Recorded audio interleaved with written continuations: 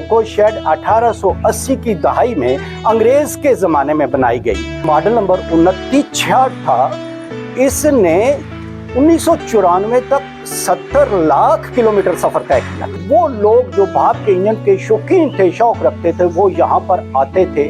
ये देखिए इस लोको शेड का कवर्ड एरिया जहाँ पर इंजन खड़े होते थे। ये स्टाफ का वो कमरा है जहाँ क्लैरिकल स्टाफ और दीगर स्टाफ काम करता था। ये इसका अंदर का व्यू है, ये देख ले। अब इसमें कोई खास साजो सामान नहीं पड़ा हुआ तो, और ये हिस्सा अब भी है लेकिन खस्ता हाली का शिकार है। जो नीचे वाला हिस्सा है उसमें मोटर होती थी और एक प्लांट भी लगा हुआ होता था और वो प्लांट भी स्टीम से चलता था। ये क्रेन खड़ी है, इसे स्टीम क्रेन भी कहते हैं। और ये जो डब्बे आपको नज़र आ रहे हैं ये भी इसी क्रेन का एक हिस्सा है। स्टीम इंजन की बात तो लोको शेड की बात तो मलकवाल तो बड़ी रौनक सी और रोजगार भी बहुत सी। 45 इंजन की शेड सी, इतने स्टीम इंजन 350 बंदा लोको शेड में मुलाजम आई। ये इंजन ਜਿਹੜੇ ਸਨ ਇਹ ਭਾਪ ਤੇ ਚੱਲਦੇ ਸਨ। ਇੱਥੇ ਉਹਨਾਂ ਦਾ ਸਾਰਾ ਕੰਮ ਜਿਹੜਾ ਸੀ ਹਰ ਤਰ੍ਹਾਂ ਦਾ ਉਹ ਇਸ ਸ਼ੈਡ 'ਚ ਕੀਤਾ ਜਾਂਦਾ ਸੀ। ਜਿਸਲੇ ਕਾਲੇ ਇੰਜਨ ਬੰਦ ਹੋ ਗਏ ਉਹਨਾਂ ਦੀ ਜਗ੍ਹਾ ਤੇ ਡੀਜ਼ਲ ਇੰਜਨ ਆ ਗਏ ਤੇ ਫਿਰ ਇਸ ਲੋਕੋ ਸ਼ੈਡ ਦੀ ਇਤਨੀ ਅਹਿਮੀਅਤ ਨਾ ਰਹੀ। अस्सलाम वालेकुम दोस्तों, क्या हाल है आपका? खुश हैं, राज़ी हैं? अल्लाह ताला के हुजूर दुआ है कि अल्लाह पाक आपको हमेशा खुश रखे, राज़ी रखे, आमीन। दोस्तों, इस वक्त मैं पहुंच चुका हूं लोको शेड मलकवाल में। मैं आपको लोको शेड मलकवाल के बारे में मुख्तलिफ इसके अंदर जो चीज़ें पाई जाती हैं या इसके जो मामलात हैं वो तो आपको मैं अब दिखाने लगा हूँ, साथ साथ दिखाता रहता हूँ। लेकिन फ़िलहाल मैं आपको इतना बता दूं कि ये लोको शेड 1880 की दहाई में अंग्रेज़ के ज़माने में बनाई गई और इसका मकसद ये था कि लोकोमोटिव इंजन जो है, जो भाप पर इंजन चलता था, उसे रन किया जाए। चूँकि ये जो लोको शेड है ये एक आम शेड नहीं थी, बल्कि ये बहुत बड़ी शेड थी। ये ब्रॉड लाइन की शेड थी उस वक्त, अब तो नहीं है, उस वक्त ब्रॉड लाइन की ये शेड थी। और जहाँ तक मेरी मालूमात हैं 1960 की दहाई में यहाँ पर तकरीबन 3 दर्जन से ज़्यादा जो काले इंजन थे, स्टीम लोकोमोटिव थे, वो इस लोको शेड में रन किए जाते थे। और फिर अंग्रेज़ की एक वल्कन फाउंड्री होती थी, उसके बहुत से इंजनों ने यहाँ पर काम किया और उस फाउंड्री के इंजन जो है उन्होंने बहुत सारा फासला जो है ना वो तय किया। इसी वल्कन फाउंड्री का 1911 वाला एक इंजन था जिसका जो गालबन मॉडल नंबर 2966 था। इसने 1994 तक 70 लाख किलोमीटर सफ़र तय किया था। इस लोको शेड की बहुत ज़्यादा अहमियत थी। बाहर से लोग आते थे, मैंने खुद देखा कि अंग्रेज़ आते थे यहाँ पर। अंग्रेज़ आते थे, वो लोग जो भाप के इंजन के शौकीन थे, शौक रखते थे, वो यहाँ पर आते थे। और फिर आलमी नशरियाती अदारे जो थे उन्होंने भी इसे अपनी अशातों में उस वक़्त जगह दी। कहने का मकसद ये है कि ये बहुत ज़्यादा एक मशहूर किस्म का लोको शेड था। तो दोस्तों, अब चलते हैं, इसके मैं कुछ आपको दिखाता हूँ, जो इसमें पाई जाने वाली चीज़ें हैं, इसके मामलात बताता हूँ और उसके बाद इसकी तफसील मज़ीद जो है वो मैं आपके साथ पंजाबी में शेयर करूँगा। और ये शेड का अंदरूनी हिस्सा है जहाँ पर आकर इंजन खड़े होते थे। ये तो शेड के नीचे, यानी इसके ऊपर शेड बना हुआ है, शेड के नीचे ये लाइनें हैं और यहाँ पर इंजन खड़े होते थे। इसके दाएं बाएं शेड के बाहर की तरफ भी लाइनों का जाल बिछा हुआ था। ये देखिए इस लोको शेड का कवर्ड एरिया जहाँ पर इंजन खड़े होते थे। अब ये इसका ऊपर वाला हिस्सा देखिए कितनी महारत से ये बनाया गया था। ये लोहे का छत वगैरह कितनी महारत से डाला गया था। अब तो ये भी जगह जगह से टूटा हुआ नज़र आता है। और ये हिस्सा जो आप देख रहे हैं इसके एक तरफ दफातर हैं लोको फोरमैन का दफ्तर, क्लैरिकल स्टाफ का दफ्तर और छोटे मोटे जो यहाँ पर लोग काम करते थे उनके दफ्तर, और दूसरा हिस्सा जो है वो शेड है। उसके साथ आपको इंजन खड़ा हुआ नज़र आ रहा है डीजल, ये शेड है। यानी शेड जो ऊपर से कवर है ना, उसके एक तरफ जो थे वो दफातर थे, जो अब भी हैं। ये अलग बात है कि उनमें अब स्टाफ नहीं है, सिर्फ रनिंग स्टाफ है। अब ये स्टाफ का वो कमरा है जहाँ क्लैरिकल स्टाफ और दीगर स्टाफ काम करता था, और यहाँ पर बहुत से लोग काम करते थे, मगर अब ये वीरान है। यहाँ पर चूँकि काले इंजनों की मरम्मत होती थी, लिहाजा उसके लिए वर्कशॉप भी ज़रूरी थी। तो ये जो मैं आपको दिखा रहा हूँ, ये वर्कशॉप का व्यू है बाहर की तरफ से। अब ये खस्ता हाल हो चुकी है, बाहर की तरफ से आपको नज़र आ रहा है कि ये खस्ता हाल हो चुकी है। बड़ी लंबी चौड़ी ये वर्कशॉप थी। ये इसका अंदर का व्यू है, ये देख लें। अब इसमें कोई ख़ास साजो सामान नहीं पड़ा हुआ। तो ये इंजनों के जो पहिए वगैरह थे, चक्के वगैरह, या जो इस तरह का जो मामलात होते थे जो अंदर इस वर्कशॉप में तैयार होते थे। वैसे तो इंजन जो है वो बाहर शेड में खड़े होते थे, फिर यहाँ से मरम्मत करके उनकी जो चीज़ लगानी, जो पुर्जा लगाना वगैरह, वो लगाया जाता था शेड में खड़े हुए लोकोमोटिव को। मगर ये वर्कशॉप बहुत इफ़ेक्टिव थी। यूँ कहें कि सारे का सारा काम इसका यहाँ पर ही होता था तकरीबन मरम्मत का, और बड़े बड़े इंजीनियर्स यहाँ पर काम करते थे, और इन इंजीनियर्स की काबिलियत जो थी वो दूर दूर तक मशहूर थी। ये अब मैं आपको शेड का बैरूनी हिस्सा दिखा रहा हूँ। ये हिस्सा वो नहीं है जिस तरफ वर्कशॉप थी, बल्कि उसके अपोजिट साइड पे है ये हिस्सा। ये ईंटों से बनाया गया था और इसके ऊपर फिर शेड बनाया गया था, और ये हिस्सा अब भी है लेकिन खस्ताहाली का शिकार है। शेड भी अब है लेकिन वो भी खस्ताहाली का शिकार है, क्योंकि यहाँ पर अब लोकोमोटिव भी नहीं है और यहाँ पर अब डीजल इंजन भी नहीं है। यानी इस लोको शेड का अपना डीजल इंजन कोई नहीं है, बल्कि बैरूनी रावलपिंडी वगैरह डिवीज़न के कोई जो इंजन है यहाँ पर वर्क करने के लिए उन्हें बुलाया जाए, या वो रूटीन में जैसे इनका रेलवे का एक प्रोसेस है वो आते जाते रहते हैं। इस शेड का अपना कोई इंजन नहीं है। ये जो आपको ऊंची लंबी एक टैंकी नज़र आ रही है, इसका ऊपर वाला हिस्सा लोहे का है, इसमें तेल होता था। जो नीचे वाला हिस्सा है उसमें मोटर होती थी और एक प्लांट भी लगा हुआ होता था, और वो प्लांट भी स्टीम से चलता था।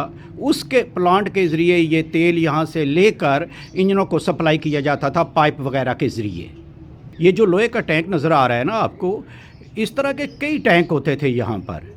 इनमें दरअसल स्टॉक किया जाता था फर्नेस आयल, क्योंकि ये फर्नेस आयल जो था ये एज ए फ्यूल लोकोमोटिव जो इंजन होता था उसमें इस्तेमाल होता था। तो फिर ये स्टॉक कर लेते थे इन टैंकों में, बड़ा बड़ा टैंकों में तेल स्टॉक होता था ताकि कम ना हो। फिर यहाँ से वो टैंकी पर पहुँचता था, फिर वो भाप वाली जो एक मोटर है उसके ज़रिए ये इंजनों को सप्लाई किया जाता था। दोस्तों, ये जो आपको सामने नज़र आ रही है ना, ये क्रेन खड़ी है। इसे स्टीम क्रेन भी कहते हैं और स्टीम ट्रैवलिंग क्रेन भी इसे कहते हैं, और ये मलकवाल में स्टीम ट्रैवलिंग क्रेन जो है ये खड़ी है। इसका काम ये होता है कि जब इनको इतला मिलती है कि कोई ट्रेन जो है वो नीचे उतर गई है पटड़ी से, यानी उसका कोई डब्बा, उसका कोई हिस्सा पटड़ी से नीचे उतर गया है, तो फिर ये यहाँ से मूव करती है, और फिर इसका काम ये होता है कि ये उस डब्बे को या उस हिस्से को ये पटड़ी के ऊपर रखती है। और ये जो डब्बे आपको नज़र आ रहे हैं ये भी इसी क्रेन का एक हिस्सा हैं। ये इस क्रेन के पीछे लगते हैं। इसमें सामान होता है, बड़ी बड़ी चाबियां होती हैं, बफर होते हैं और लाइटिंग वगैरह का सामान भी होता है, क्योंकि बाज़ औक़ात इन्हें अंधेरे में काम करना पड़ता है। कोई ट्रेन का हिस्सा जो है बाज़ औक़ात रात के वक्त पटड़ी से नीचे उतर जाता है, तो उस वक्त उसको पटड़ी के ऊपर रखने के लिए इन्हें अंधेरे में काम करना पड़ता है, तो लिहाजा इसमें लाइटिंग सिस्टम भी होता है। तो यूँ कह लें कि क्रेन का काम जो है वो पटड़ी से उतरी हुई ट्रेन को पटड़ी के ऊपर रखना, और ये डब्बे जो हैं इनमें उस काम के लिए जो सामान होता है वो मौजूद होता है। अस्सलाम वालेकुम, मेरा नाम जवाद कामरान है। मेरे वालिद साहब मलकवाल लोको शेड में सीनियर ड्राइवर सन। तकरीबन 41 साल उन्होंने स्टीम इंजन चलाया है। तो स्टीम इंजन जो सी ना लोको शेड मलकवाल जो चलते सन उन्होंने बड़ी रौनक सी। इस मलकवाल में स्टीम इंजन की वजह तो बहुत ज़्यादा रौनक सी, स्टेशन भरिया रहिंदा सी। काफ़ी ट्रेन चलदियां सन जिस टाइम के 1980-82 की दिहाई जी बहुत ही अरूज वाली दिहाई सी। टूरिस्ट बाहर दे भी मलकवाल लोको शेड का विजिट करते सन। ਮਲਕਵਾਲ ਲੋਕੋ ਸ਼ੈਡ ਵਿੱਚ ਆਉਂਦੇ ਸਨ ਔਰ ਬਕਾਇਦਾ ਇਹ ਆਮਦਨ ਦਾ ਜ਼ਰੀਆ ਵੀ ਸੀ ਪਾਕਿਸਤਾਨ ਰੇਲਵੇ ਦਾ। ਲੇਕਿਨ ਅਫਸੋਸ ਉਹ ਲੋਕੋ ਸ਼ੈਡ ਹੁਣ ਬਿਲਕੁਲ ਬੰਦ ਕਰ ਦਿੱਤੀ ਗਈ ਹੈ। ਉਸ ਸ਼ੈਡ ਵਿੱਚ ਕਮ ਅਜ਼ ਕਮ 30 ਤੋਂ 40 engine at a time work ਕਰਦੇ ਸਨ ਔਰ ਉਹ ਬਹੁਤ ਹੀ ਅੱਛਾ ਦੌਰ ਸੀ ਪਾਕਿਸਤਾਨ ਰੇਲਵੇ ਦਾ, ਮਲਕਵਾਲ ਦਾ ਖਾਸ ਤੌਰ ਤੇ ਸਟੀਮ ਇੰਜਨ ਦੀ ਵਜ੍ਹਾ ਤੋਂ ਲੋਕੋ ਸ਼ੈਡ ਦੀ ਵਜ੍ਹਾ ਤੋਂ ਮਲਕਵਾਲ 'ਚ ਬੜੀ ਰੌਣਕ ਸੀ ਔਰ ਰੋਜ਼ਗਾਰ ਵੀ ਬਹੁਤ ਸੀ। 24 ਘੰਟੇ ਕੰਮ ਹੁੰਦਾ ਸੀ, 3 ਸ਼ਿਫਟਾਂ 'ਚ ਕੰਮ ਹੁੰਦਾ ਸੀ ਜੀ। 8-8 ਘੰਟੇ ਦੀ 3 ਸ਼ਿਫਟਾਂ ਸਨ। ਲੋਕੋ ਸ਼ੈਡ ਮਲਕਵਾਲ 'ਚ 3 ਸ਼ਿਫਟਾਂ ਵਿੱਚ ਕੰਮ ਹੁੰਦਾ ਸੀ ਔਰ ਬਹੁਤ ਰੌਣਕ ਸੀ, ਬੰਦਿਆਂ ਦੀ ਆਉਣ ਜਾਣ ਲੱਗੀ ਸੀ। ਸਾਡਾ ਕੁਆਟਰ ਬਿਲਕੁਲ ਲੋਕੋ ਸ਼ੈਡ ਦੇ ਨਾਲ ਸੀ ਤੇ ਲੋਕੋ ਸ਼ੈਡ ਦੇ ਇਰਦ-ਗਿਰਦ ਬਹੁਤ ਸਾਰਾ ਰੇਲਵੇ ਕਾਲੋਨੀ ਸੀ, ਮਤਲਬ ਬੜੀ ਵੱਡੀ ਬਣੀ ਸੀ। ਬਹੁਤ ਜ਼ਿਆਦਾ ਵਰਕਰ ਇੱਥੇ ਰਹਿੰਦੇ ਸਨ ਔਰ ਬਹੁਤ ਜ਼ਿਆਦਾ ਜਿਹੜਾ ਨਾ ਕਿ ਇੰਟਰਟੇਨਮੈਂਟ ਸੀ ਕਿ ਸਾਨੂੰ ਮਹਿਸੂਸ ਨਹੀਂ ਹੁੰਦਾ ਸੀ ਦਿਨ ਜਾਂ ਰਾਤ ਹੈ, 24 ਘੰਟੇ ਵਰਕਿੰਗ ਹੁੰਦੀ ਸੀ। अस्सलाम वालेकुम, मेरा नाम मुज़म्मल हुसैन मलिक है जी। ਤੇ ਮੇਰਾ ਬੇਸਿਕਲੀ ਤਲਕ ਰੇਲਵੇ ਖਾਨਦਾਨ ਨਾਲ ਹੈ। ਮੇਰੇ ਆਬਾਓ ਅਜਦਾਦ ਸਾਰੇ ਰੇਲਵੇ ਮੁਲਾਜ਼ਮ ਸਨ, ਜਿਹਦੇ ਵਿੱਚ ਮੈਂ ਕਾਬਲੇ ਜ਼ਿਕਰ ਹੈ ਕਿ ਮੇਰੇ ਦਾਦਾ ਅਤਾ ਮੁਹੰਮਦ ਇੱਥੋਂ ਮਲਕਵਾਲ ਸ਼ਹਿਰ ਤੋਂ ਡਰਾਈਵਰ ਰਿਟਾਇਰ ਹੋਏ। ਮੇਰੇ ਵਾਲਿਦ ਮਰਹੂਮ ਅੱਲਾ ਉਹਨਾਂ ਨੂੰ ਜੰਨਤ ਦੀ ਜਗ੍ਹਾ ਦੇਵੇ। ਮੇਰੇ ਚਾਚੂ ਇਕਬਾਲ ਅਹਿਮਦ, ਮੇਰੇ ਵਾਲਿਦ ਨਾਲ ਗੁਲਜ਼ਾਰ ਅਹਿਮਦ ਸਾਕੀ ਡਰਾਈਵਰ ਆਈ, ਜਿਨ੍ਹਾਂ ਨੇ 41 ਸਾਲ ਇੱਥੇ ਸਰਵਿਸ ਕੀਤੀ ਹੈ ਡਰਾਈਵਰੀ। ਉਸ ਤੋਂ ਬਾਅਦ ਚਾਚੂ ਇਕਬਾਲ ਅਹਿਮਦ, ਉਹਨਾਂ ਨੇ 40 ਸਾਲ ਸਰਵਿਸ ਕੀਤੀ ਹੈ। ਫਿਰ ਮੇਰੇ ਛੋਟੇ ਚਾਚਾ ਸਨ ਆਬਦ ਹੁਸੈਨ ਡਰਾਈਵਰ, ਉਹਨਾਂ ਨੇ 40 ਸਾਲ ਸਰਵਿਸ ਕੀਤੀ ਹੈ। ਹੁਣ ਮੇਰਾ ਛੋਟਾ ਭਾਈ ਵੀ ਇੱਥੇ ਡਰਾਈਵਰ ਹੈ, ਅਸਿਸਟੈਂਟ ਡਰਾਈਵਰ ਹੈ, ਇੰਤਜ਼ਾਰ ਅਹਿਮਦ। ਤੇ ਸਾਡਾ ਜੱਦੀ ਪੁਸ਼ਤੀ ਰੇਲਵੇ ਨਾਲ ਤਲਕ ਹੈ। ਮਲਕਵਾਲ ਸ਼ਹਿਰ ਦੇ ਵਿੱਚ ਮੇਰੇ ਵਾਲਿਦ ਸਾਹਿਬ 1957 ਦੇ ਵਿੱਚ ਭਰਤੀ ਹੋ ਗਏ ਹਨ ਤੇ ਉਹਨਾਂ ਨੇ 1998 ਦੇ ਵਿੱਚ ਰਿਟਾਇਰਮੈਂਟ ਇੱਥੋਂ ਲਈ ਹੈ। ਤੇ 45 ਇੰਜਣਾਂ ਦੀ ਸ਼ੈਡ ਸੀ ਇੱਥੇ, ਸਟੀਮ ਇੰਜਣ ਹਨ। 350 ਬੰਦਾ ਲੋਕੋ ਸ਼ੈਡ ਦੇ ਵਿੱਚ ਮੁਲਾਜ਼ਮ ਆਈ, ਬਾਕੀ ਸਾਰੇ ਮੁਲਾਜ਼ਮ ਅਲੱਗਾ ਰੇਲਵੇ ਦੇ। ਤੇ ਬੜੀ ਰੇਲ ਪੇਲ ਆਈ ਇੱਥੇ, ਹਰ ਚੀਜ਼ ਦੀ ਗਹਿਮਾ ਗਹਿਮੀ ਆਈ। ਅੱਜ ਮਲਕਵਾਲ ਦੇ ਵਿੱਚ ਜਨਾਬ ਵਾਲਾ ਇੱਕ ਇੰਜਨ ਵੀ ਨਹੀਂ ਇਸ ਵਕਤ ਮਲਕਵਾਲ ਦੇ ਵਿੱਚ। ਸਟੀਮ ਲੋਕੋਮੋਟਿਵ 45 ਸਨ, ਉਹਨਾਂ 45 ਇੰਜਨਾਂ ਨੂੰ ਇਹਨਾਂ ਨੇ ਮਲਕਵਾਲ ਤੋਂ ਇਲਾਵਾ ਹੋਰ ਲੋਕ ਪਿੰਡੀ ਸ਼ੈਡ ਸਾਰੀਆਂ ਸ਼ੈਡਾਂ ਦੇ ਸਟੀਮ ਲੋਕੋਮੋਟਿਵ ਸਨ। ਇਹ ਬੇਸਿਕਲੀ ਕੱਲ੍ਹ ਇਹਨਾਂ ਦੀ ਸ਼ੈਡ ਆਈ ਤੇ ਉਹ ਇੰਜਨ ਇਹਨਾਂ ਨੇ ਖਤਮ ਕੀਤੇ, ਉਹਦੀ ਵਜ੍ਹਾ ਤੋਂ ਸਟਾਫ ਕੰਮ ਹੋ ਗਿਆ। ਤੇ ਸਟੀਮ ਇੰਜਨ ਹੁੰਦਾ ਸੀ ਮਲਕਵਾਲ ਤੋਂ ਚੱਲਦਾ ਸੀ, ਸ਼ੋਰਕੋਟ ਜਾਂਦਾ ਸੀ। 150 ਮੀਲ ਦਾ ਸਫ਼ਰ ਹੈ, 150 ਮੀਲ ਅਸੀਂ ਉਹਨਾਂ ਦੇ ਨਾਲ ਸਫ਼ਰ ਕਰਦੇ ਰਹੇ ਹਾਂ। ਮਲਕਵਾਲ ਤੋਂ ਚੱਲਣਾ, ਫੁੱਲਰਵਨ ਤੋਂ ਪਾਣੀ ਲੈਣਾ, ਫਿਰ ਸਰਗੋਦੇ ਤੋਂ ਪਾਣੀ ਲੈਣਾ, ਫਿਰ ਸੁਬਾਗੇ ਤੋਂ ਪਾਣੀ ਲੈਣਾ, ਫਿਰ ਜੰਗ ਤੋਂ ਪਾਣੀ ਲੈਣਾ, ਸ਼ੋਰਕੋਟ ਟ੍ਰੇਨ ਪਹੁੰਚ ਜਾਣੀ। ਇਸੇ ਤਰ੍ਹਾਂ ਦੂਸਰੇ ਦਿਨ ਸ਼ਾਮ ਨੂੰ ਵਾਪਸ ਆਣੀ। ਖੁਸ਼ਾਬ ਜਾਣਾ, ਮਲਕਵਾਲ ਤੋਂ 59 ਮੀਲ ਦਾ ਸਫ਼ਰ ਆਈ, ਸੁਬਾਹ ਜਾਣਾ, ਸ਼ਾਮੀ 4 ਵਜੇ ਵਾਪਸ ਆ ਜਾਣਾ ਟ੍ਰੇਨ। ਤੇ ਬਹੁਤ ਬਿਹਤਰੀਨ ਉਹ ਸਟੀਮ ਇੰਜਨ ਹੁੰਦੇ ਸਨ, ਧੂੰਆਂ ਨਿਕਲਦੇ ਸਨ, ਬੜਾ ਪਿੱਛੇ ਜਨਾਬ ਵਾਲਾ ਨਜ਼ਾਰਾ ਬਣ ਜਾਂਦਾ ਸੀ। ਤੇ ਹੁਣ ਉਹ ਖਾਬ ਹੈ, ਆਪਣੇ ਬੱਚਿਆਂ ਨੂੰ ਦਸੀਏ ਤਾਂ ਆਖਦੇ ਨੇ ਪਤਨੀ ਸਾਡੇ ਵਾਲਦੈਨ ਸਾਡੇ ਨਾਲ ਝੂਠ ਬੋਲਦੇ ਨੇ। ਇਸ ਤਰ੍ਹਾਂ ਦਾ ਵੀ ਕੰਮ ਇੱਥੇ ਆ ਸੀ ਕਿ ਸਟੀਮ ਲੋਕੋਮੋਟਿਵ ਖੜੇ ਨੇ ਚਾਂਦੇ ਪਿੰਡੀ ਸ਼ਹਿਰ ਦੇ ਖੜੇ ਨੇ, ਉਹ ਕਦੀ ਵਾਪਸ ਇੱਥੇ ਮਲਕਵਾਲ ਲਿਆ ਜਾਣ, ਸਫਾਰੀ ਟ੍ਰੇਨ ਖਿਉੜੇ ਲੈ ਜਾਈ ਜਾਵੇ ਤੇ ਉਹਦੇ ਨਾਲ ਰੇਲ ਨੂੰ ਮਤਲਬ ਆਮਦਨ ਵੀ ਹੋਏਗੀ ਔਰ ਇਲਾਕੇ ਦੀ ਇੰਟਰਟੇਨਮੈਂਟ ਵੀ ਹੋਏਗੀ, ਲੋਕ ਇੰਜॉयमेंट ਵੀ ਕਰ ਸਕਣ। ਮਲਕਵਾਲ ਰੇਲਵੇ ਲੋਕੋ ਸ਼ੈਡ ਦੀ ਇੱਕ ਬਹੁਤ ਤਾਰੀਖੀ ਅਹਿਮੀਅਤ ਹੈ। ਇਹ ਅੰਗਰੇਜ਼ ਦੌਰ 'ਚ ਬਣਿਆ ਔਰ ਇਹਦੇ ਬਣਾਉਣ ਦਾ ਮਕਸਦ ਇਹ ਸੀ ਕਿ ਜਿਹੜੀ ਪਾਕਿਸਤਾਨ ਦੇ ਵਿੱਚ ਰੇਲਵੇ ਲਾਈਨ ਸੀ, ਇਹਦੇ 'ਚ ਜਿਹੜੇ ਇੰਜਨ ਚੱਲਦੇ ਸਨ ਉਹ ਕਾਲੇ ਰੰਗ ਦੇ ਹੁੰਦੇ ਸਨ, ਜਿਨ੍ਹਾਂ ਨੂੰ ਲੋਕੋਮੋਟਿਵ ਕਿਹਾ ਜਾਂਦਾ ਸੀ, ਜਿਨ੍ਹਾਂ ਦੀ ਕਈ ਕਿਸਮਾਂ ਹੁੰਦੀਆਂ ਸਨ। ਔਰ ਇਸ ਇੰਜਨ ਦੀ ਇਹ ਖਾਸੀਅਤ ਹੁੰਦੀ ਸੀ ਕਿ ਇਹ ਉਚਾਈ ਤੇ ਬੜੀ ਤੇਜ਼ੀ ਨਾਲ ਚੜ ਜਾਂਦਾ ਸੀ। ਤੇਜ਼ੀ ਨਾਲ ਤੋਂ ਮੁਰਾਦ ਹੈ ਕਿ ਜਿਤਨੀ ਵੀ ਉਚਾਈ ਹੋਵੇ ਉਹਦੇ ਤੇ ਚੜਨਾ ਇਹਦੇ ਵਾਸਤੇ ਕੋਈ ਮਸਲਾ ਨਹੀਂ ਸੀ ਹੁੰਦਾ।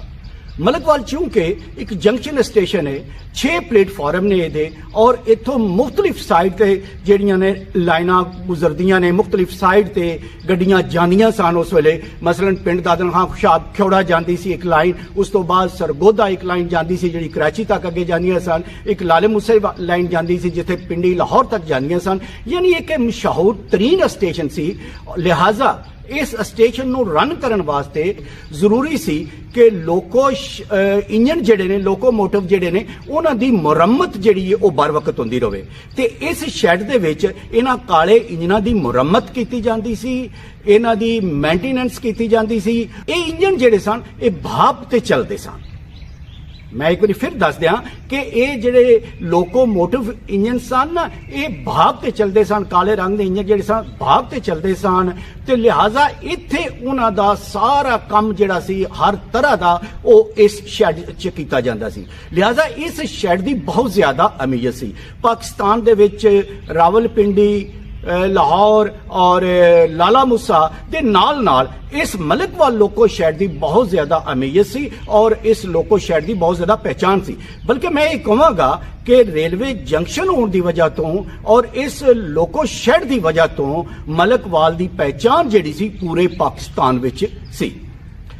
ਹੁਣ ਅਲਬੱਤਾ ਅੱਜ ਕੱਲ ਚूंकि काले इंजन बंद हो चुके ने, गालबन 1998 तो बाद यह सिलसिला शुरू होया कि काले इंजन जेडे ने वो बंद हो गए। जिसले काले इंजन बंद हो गए उन्हां दी जगह ते डीजल इंजन आ गए तो फिर इस लोको शैड की इतनी अहमियत ना रही और ये इस वक्त जिहड़ा इंतहाई खस्ता हाली का शिकार है। एक दो इंजन जिहड़े ने वो इत्थे मौजूद होंदे ने वो डीजल इंजन या फिर इत्थे क्रेन मौजूद होंदी है कि जिहड़ा किसी जगह उत्ते अगर कोई ट्रेन गिर जाती है ट्रैक तो थले लै जाती है तो उन्होंने उठाण वास्ते एक रेलवे जिहड़ी है रेलवे ने अपनी क्रेन रखी है वो इत्थे मौजूद है और इस वक्त मुकम्मल तौर पे खस्ता हाली का शिकार है। किसी वक्त इत्थे आवीदा सी ते इत्थे रौनकां होंदियां सन, 2 शिफ्टां चलदियां सन, 2 या 3 शिफ्टां चलदियां सन जिहदे विच बंदे आ जा रहे ने, इंजन मुरम्मत करन वाले आ रहे ने, दूसरे काम करन वाले आ रहे ने और हुण ये सूरत हाल है कि इत्थे बिल्कुल सुनसानी है, बिल्कुल सुनसानी है। 2-3 डब्बे खड़े ने, एक क्रेन खड़ी है, एक डीजल इंजन खड़े है। उसकी वजह शायद ये है कि चूंकि वो काले इंजन कास्टली पैंदे सन ते उन्होंने बंद किया गया या फिर उनकी स्पीड भी इतनी नहीं सी तो उसकी जगह ते डीजल इंजन आए जिहड़े इतने महंगे नहीं पैंदे और डीजल इंजन आउण की वजह तो चूंकि इसका मकसद इस लोको शैड का जिहड़ा सी वो ज्यादातर मकसद काले इंजन की मुरम्मत सी, लिहाजा इसकी वो अहमियत ना रही। लिहाजा किस्सा मुख्तसर कहना मैं ये चाहना वा कि मलिकवाल लोको शैड की एक तारीखी अहमियत है। ये अंग्रेज के दौर च बनया, ये गड्डियां नूं रन करने वास्ते बनया, काले इंजन की मुरम्मत वास्ते बनया ते हुण चूंकि काला इंजन बंद हो चुका है तारीखी अहमियत दी जरूर है मगर इस वक्त यदी कोई ओ पोजीशन नहीं जिहड़ी यदी पिछे पोजीशन सी। हुण दिओ मैनूं इजाजत ते एक दरखास्त तुहाडे अगे कि अगर हुण तक चैनल सबसक्राइब नहीं जे कीते आ ते काइंडली चैनल नूं सबसक्राइब कर लवो ते वीडियो जिहड़ी है इन्हां अपने दोस्तां नूं शेयर भी कीता करो। अल्लाह हाफिज़।